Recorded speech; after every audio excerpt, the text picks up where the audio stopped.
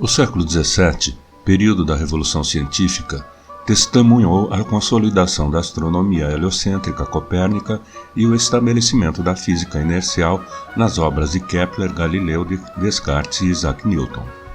Esse período também foi de intensa atividade e inovação em matemática.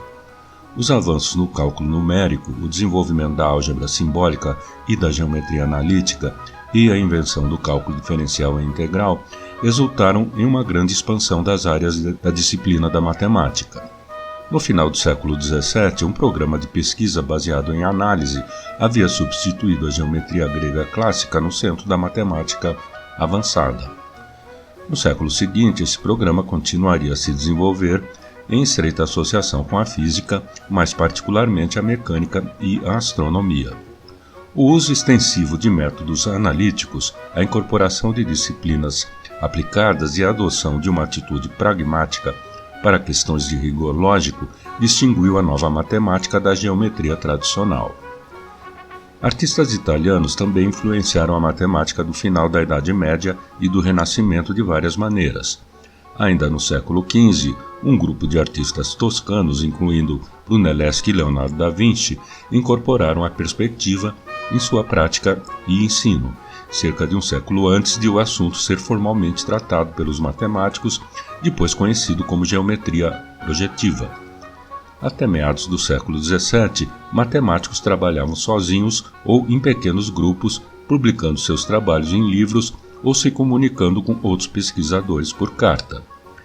Redes de cientistas que correspondiam privadamente desempenharam um papel importante na coordenação e estímulo na pesquisa matemática. Por exemplo, Mersenne, em Paris, atuou como intermediário de novos resultados, informando seus muitos correspondentes, incluindo Fermat, Descartes, Pascal e Galileu, dos novos problemas e soluções.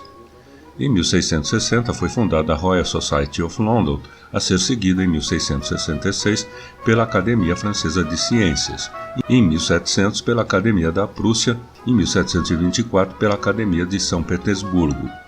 O desenvolvimento de novos métodos de cálculo numérico foi uma resposta ao aumento das demandas práticas da computação numérica, particularmente na trigonometria, navegação e astronomia. Novas ideias se espalharam rapidamente pela Europa e resultaram, em 1630, em uma grande revolução na prática numérica. Tabelas de logaritmos foram publicadas pela primeira vez em 1614 pelo escocês John Napier. A invenção da geometria analítica foi, ao lado do cálculo diferencial e integral, o desenvolvimento matemático mais importante do século XVII.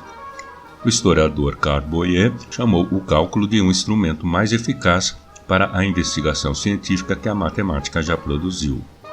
Como a matemática do movimento e da mudança, o cálculo foi o produto característico da Revolução Científica.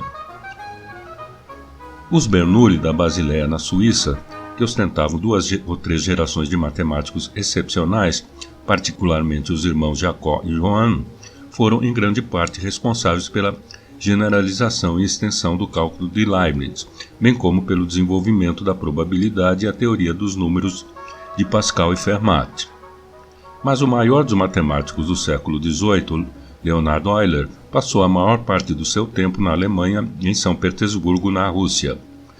Ele se destacou em todos os aspectos da matemática, da geometria, ao cálculo, à trigonometria, à álgebra e à teoria dos números, e foi capaz de encontrar ligações inesperadas entre esses diferentes campos.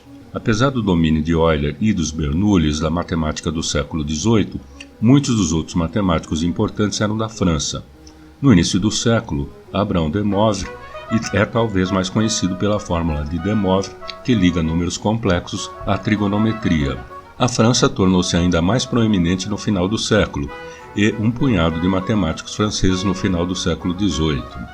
Entre eles, Lagrange, creditado com a origem da teoria dos grupos que se tornaria tão importante na matemática nos séculos XIX e XX.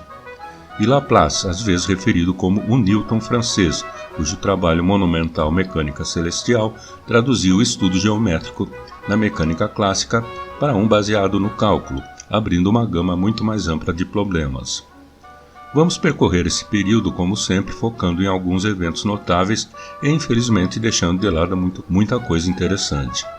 Nessa parte, os vídeos são ilustrados com fundo musical e pinturas da época.